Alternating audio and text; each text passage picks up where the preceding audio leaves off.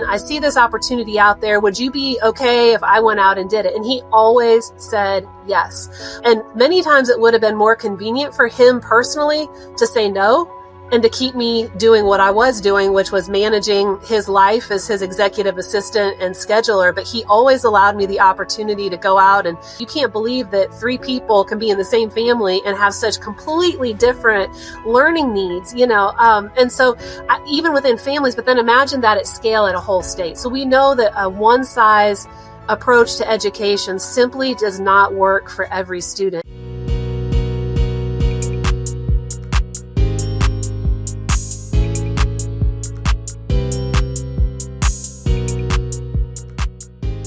Welcome to Leadership Unscripted, where real leaders have real conversations about what it takes to lead with integrity. Today, I am extremely excited that I get to have my very good friend, Ellen Weaver, on our podcast. She is the Superintendent of Education for the great Palmetto State of South Carolina. She is bred in South Carolina. She went to school there. She is a South Carolinian, or Linian, I guess is what, I don't know how you would say that. South Carolinian, you said it right. Yeah, I did, right? She's from Greenville and has been instrumental not only in Columbia but in Washington. She is a extraordinary leader, and she has done incredible things to expand the access, elevate standards, and empower families.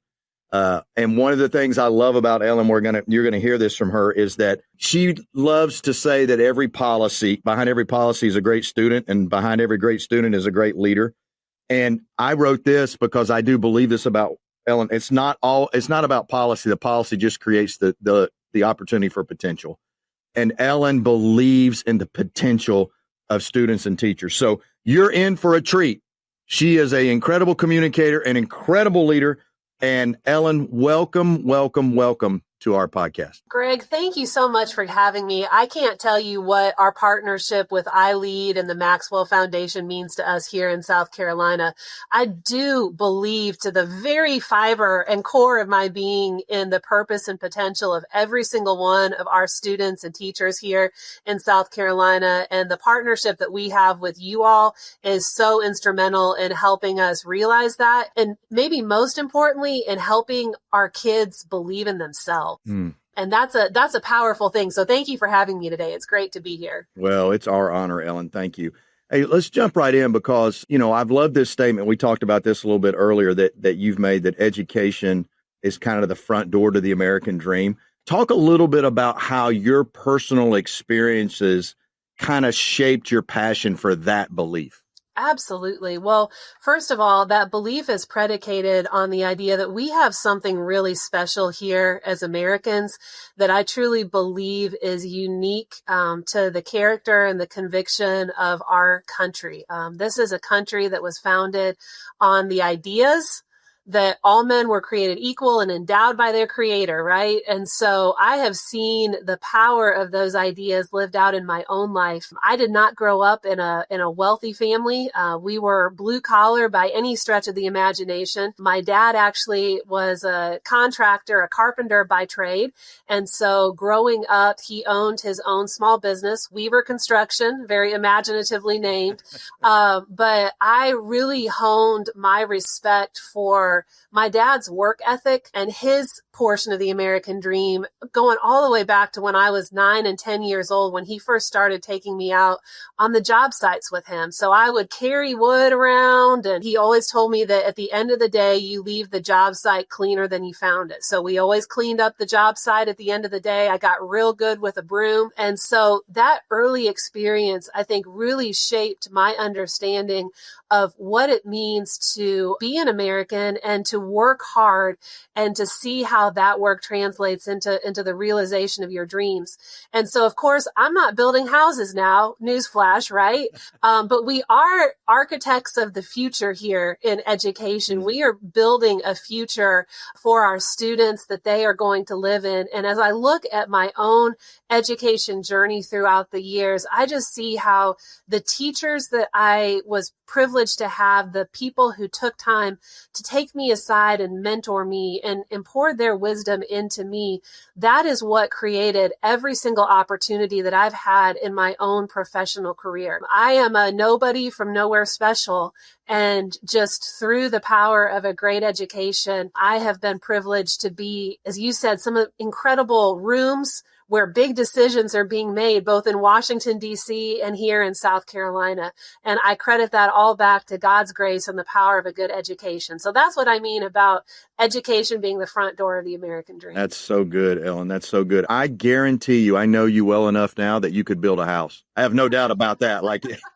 Listen, Ellen, if this doesn't work out, I could see a Weaver Construction Part 2. There you go. Right? And then you're out there building homes too, because you are a builder. Hey, let's talk a little bit about your leadership journey. So I know you did a lot of great work for Senator DeMint, and then, of course, founding the Palmetto Promise. Talk a little bit about what lessons have influenced your approach now as you're in, because, it's one thing to be a leader. It's another thing to be the leader, right? And you're very humble, so you would never say I'm the leader. But the truth of it is, the buck stops with Ellen, right, when it comes to education strategy and implementation in the state of South Carolina. So talk about some of what that work maybe with the senator and some of the work you did back then has kind of influenced you now. Yeah, well, I would say that there are really two big lessons, one from my time in Senator DeMint's office and then one from the founding of Palmetto Promise Institute. What I was really privileged to be exposed to under the leadership and mentorship of Senator DeMint is somebody who is truly a humble leader. He is probably one of the most humble people that I have ever met. I can't tell you the number of rooms that I have sat in with him and just watched him so intently listening to people and really understanding their perspective and where they're coming from, even people who he didn't agree with or end up agreeing with at the end of the conversation.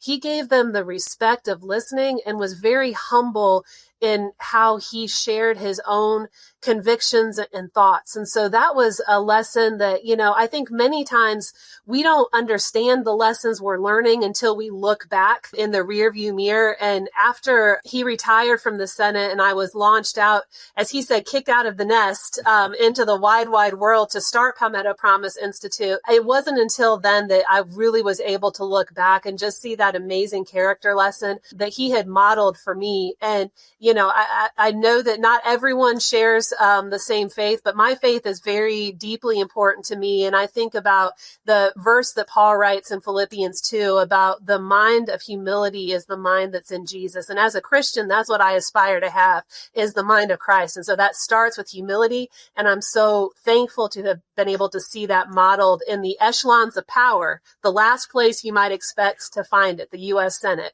But then the second lesson I'd offer is in the founding of Palmetto Promise Institute. I sometimes have been accused of having the disposition of ready, fire, aim. I want to go. There's a sense of urgency. We have a lot to do. Let's get it done. That's what the launch of Palmetto Promise Institute felt a lot like. Senator DeMint's retirement from the Senate was very unexpected. We thought we still had 4 more years left in his Senate term when he decided to go to work at the Heritage Foundation. And so that left all of his staff scrambling to figure out what the next step was. I already knew that I had worked for the best boss I would ever work for. And so I said, well, I think I have to work for myself now because I'll get real frustrated if I have to work for anyone else.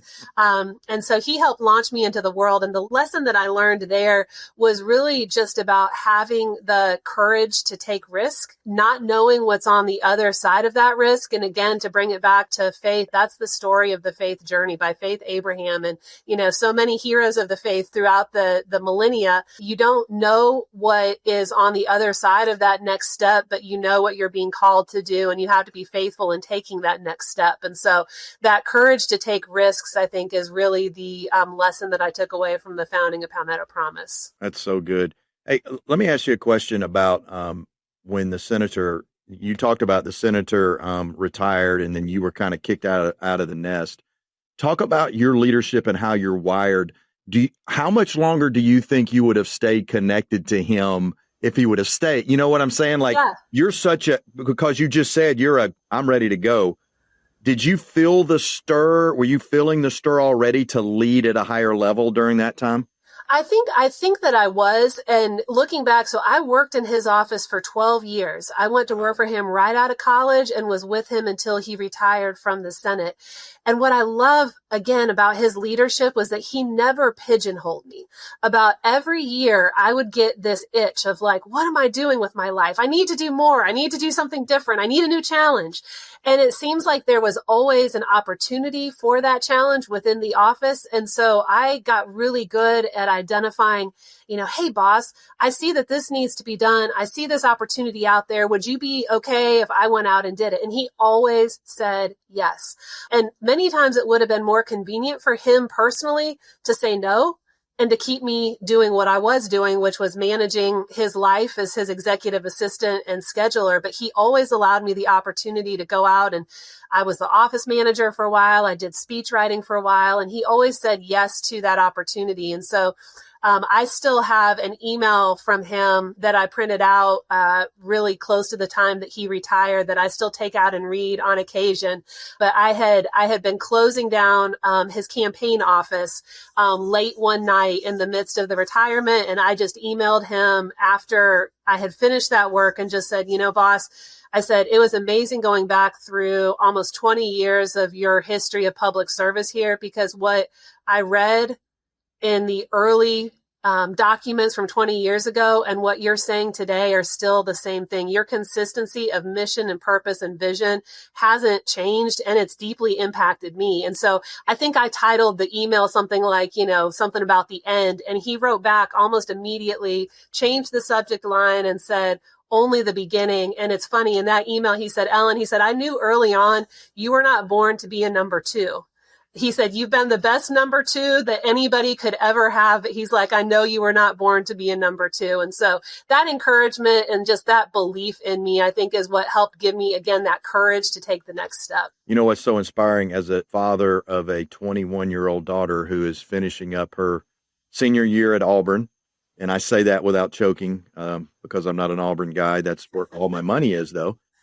Is to see a female leader like you and to have a male leader tell you, I've always seen you as a number one. I mean, that is something that doesn't happen, as you know, Ellen, that doesn't happen in general in a lot of leadership, but for great female leaders, that encouragement doesn't happen. And that's just encouraging to me. And I hope it's encouraging to a lot of young leaders, but a lot of young female leaders as well. Absolutely. I'm so grateful. I owe everything that I am today to a great education and then to the mentorship of Senator DeMint. He has been such a hero and role model in my life. I will never be able to thank him enough for everything that he's poured into me, including that belief. That's so great. All right. Let's talk about superintendent. So you made this decision.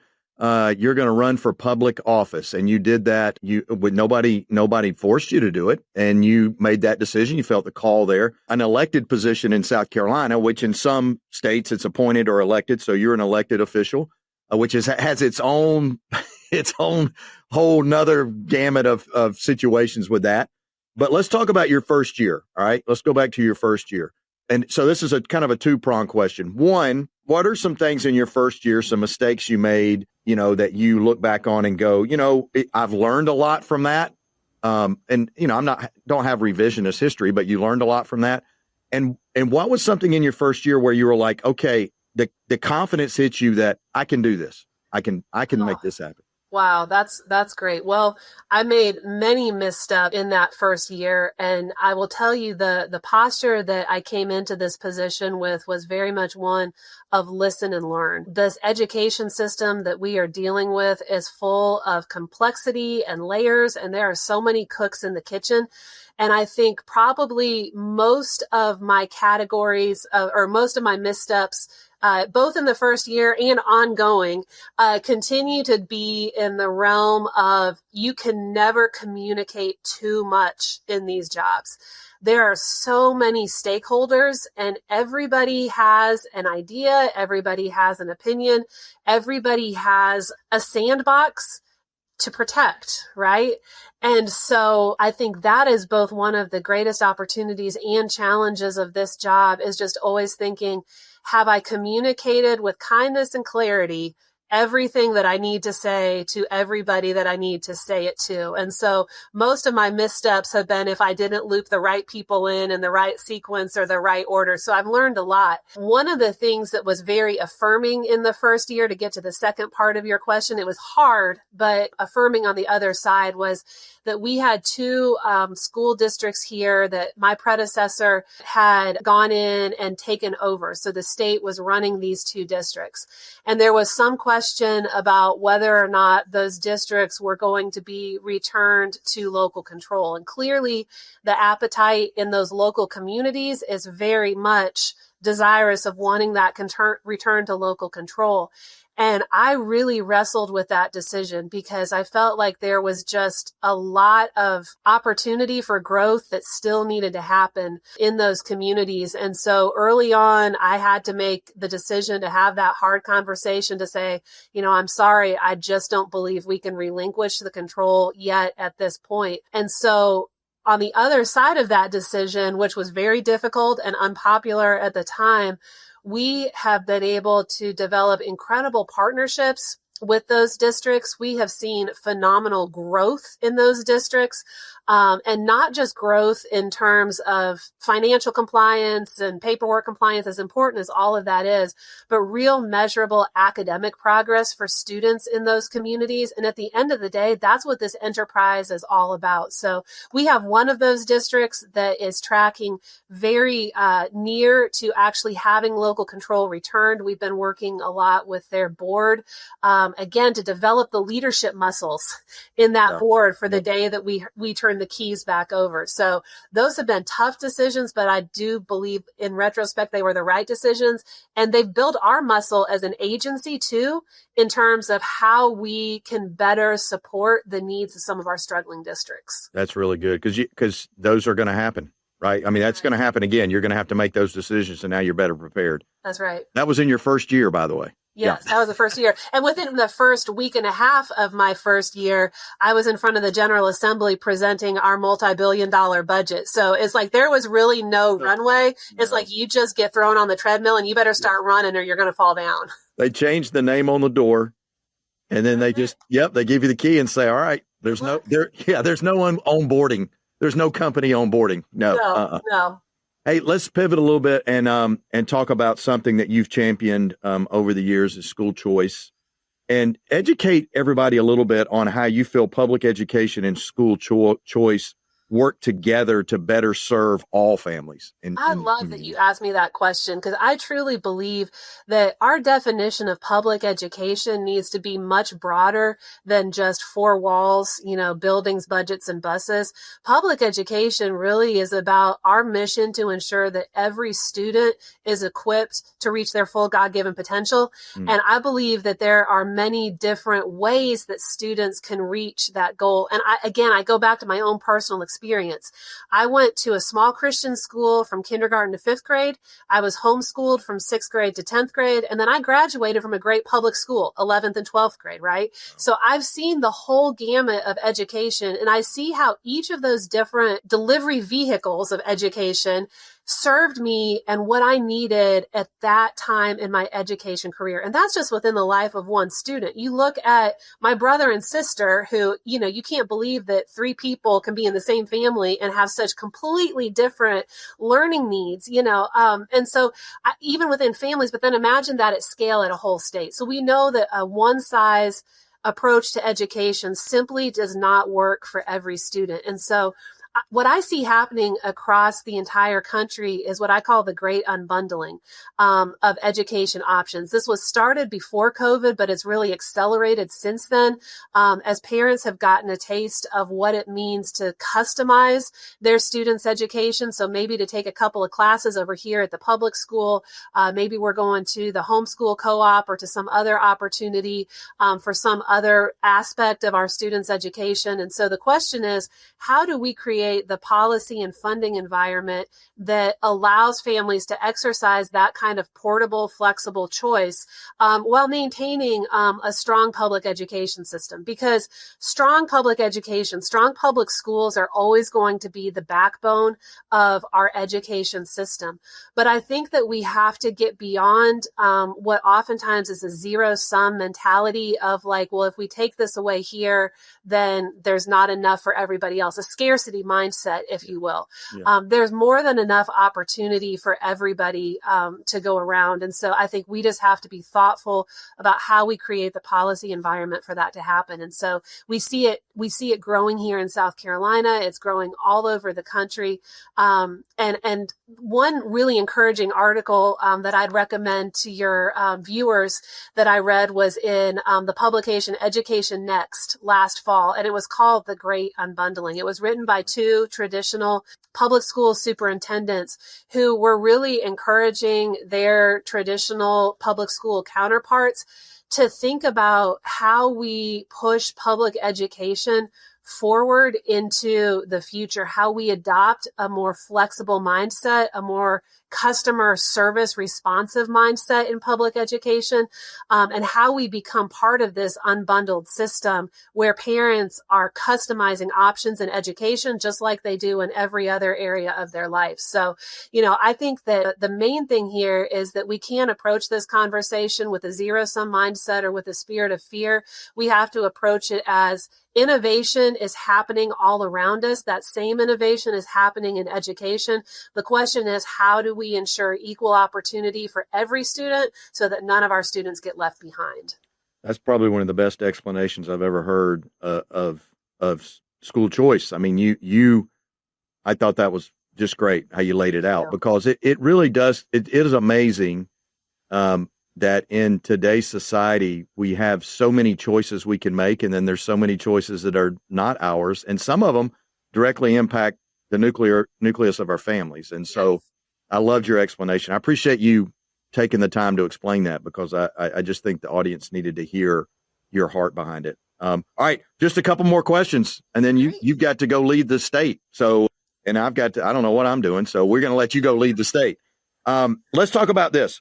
What advice would you give other state or district leaders that are looking to lead with both innovation and integrity? Because I believe you are one of our great leaders in today's country that is innovative. You're so innovative. I remember, I forgot what I was at. We came and we did the luncheon, and Brittany got up and talked. Yes.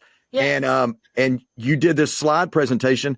And I was sitting there looking at Brittany going, this is this is so innovative.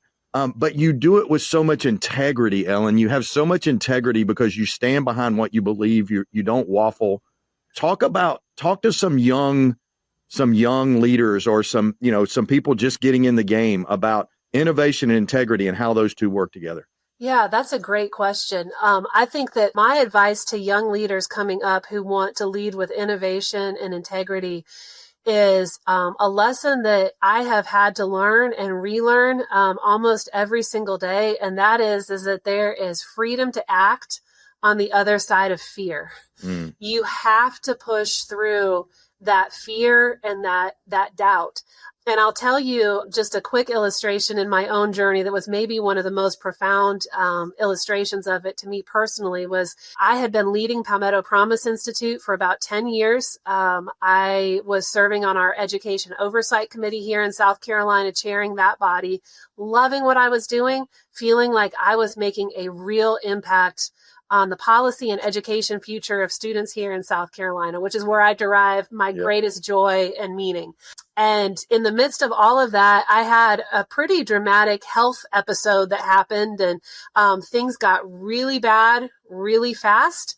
And then they turned around almost as quickly. And that was a very big and dramatic inflection point in my life. I call it my Jonah moment, because I thought I was headed this way, and it turns out I was supposed to be headed this way. So in the midst of all of that, we knew that your good friend and mine, Superintendent Spearman, was very likely not going to be running for a third term. And it was heavy on my heart. Who are we going to find to lead education in South Carolina after our friend Molly is gone. We need somebody to step up and lead forward with urgency and vision. And so we had been talking to a lot of different people looking for the right person. And after my health episode, I was on the phone with a good friend who was calling just to check in with me after I got out of the hospital. And I said, man, we really have to find somebody on this education, position. And he said, Ellen, he said, whoa, stop. He said, I was not going to bring this up to you today, but since you're the one who brought it up, why aren't you running? Wow. And the only thing that I can describe it as is just like a piercing pain right here in my heart. Yeah. And I said, you know why? If I'm being honest, it's because I'm afraid. Mm-hmm. I have seen firsthand mudslinging, the name calling, just everything that you have, the dehumanizing exercise that you have to go through to run for public office. And I am afraid. I don't want to go through that. But, that really started a discernment process. I started talking to Senator DeMint, Senator Scott, a bunch of other people who had been in the arena and also were strongly grounded in their faith and calling. And to a person, every one of them gave me the green light. I was really waiting for somebody to say, no, that's the worst thing I've ever heard. Please don't do that. And so that's how the decision to move forward with the running for superintendency happened. But what that illness did for me, that inflection point, was that I never felt so loved and surrounded by the support of my community as I did in that moment. I looked around and I said, you know what? At the end of the day, what is all that political stuff? It's nonsense and it's noise. I have the only thing that truly matters, which is the love of my friends and family. And if I have that, I have everything. And so I don't have to be afraid. I can go forward in courage and in boldness. And so, whatever the inflection point is for the young leaders who are listening to this today, go forward in courage and know that if you have been called to do something, the only thing you have to do is be faithful to answer that call. Don't let the fear stop you. I love it. So good, Ellen. So good. All right. Couple of rapid fire questions now. I did not give you, you don't know what's coming. All right. So you can answer however you want to, or you can pass. Okay. All right. First question, Gamecock or Tiger? Oh, gosh. I serve on the USC board, so I have to say Gamecock. All right. Now, you grew up in Greenville, though. I did grow up in Greenville, yeah, and I have a lot of friends who went to Clemson who are going to be very pained to have heard me say that. So I may have just jeopardized my reelection right there. You could have. You can blame, don't blame me, because, but we'll blame, hey, if the Clemson people don't elect you, we're going to blame them. There you go. That's what we're going to do. All right. If you had 30-minute meeting with any leader, okay, alive or dead, any leader, you got 30 minutes. Who would it be, and what's the one question you would ask? Hands down, it would be Ronald Reagan. Okay. And the question that I would ask him would be, how do you maintain your sense of hope and optimism in the face of opposition? Oh, so good. That's so good. And you know what I always forget about him is how funny he was? Yes. Humor. Oh, my gosh, he was so funny. All right, last question. Cat or dog lover? Dog. Hands down. I have a big dog, German Shepherd, named Gus. Okay. He is 90 pounds of fur, most of which is on the floor of my house on any given day. I feel like the safest woman in Columbia when I am out walking Gus, but he's really just a big teddy bear. So, how long have you had Gus? He is 2 years old. I got him when he was 9 weeks. So, wow. Yeah. He's still a baby, really. He's still a baby, but he is. And he thinks he's a lap dog. Oh, yeah. But he's the biggest lap dog you ever saw. So that's awesome. That's awesome. I love it. Well, hey, listen, this has been great for me. I've loved it. We love you. Thank you for what you're doing in the state, just for all students and teachers, how you're allowing us and trusting us enough to come in with iLead and pour into not only your students, but your teachers. I heard we just had a tremendous event there where we poured into teachers. We love South Carolina. We're all about students and teachers there and about values and leadership and just trying to make the job a lot easier for our teachers and our parents by these students catching this passion to lead. And we appreciate you for that. Yeah, thank you, Greg. I can't thank you enough for the opportunity. And again, just for how you and John and the whole Maxwell team continue to pour into our state. We're grateful for you. Well, thank you so much. We appreciate it. And thanks for joining us today. And you can look up Superintendent Weaver on the South Carolina website. And she's an incredible leader. Go find videos of her, man. She is incredible what they're doing. So thank you so much for joining us. Thank you.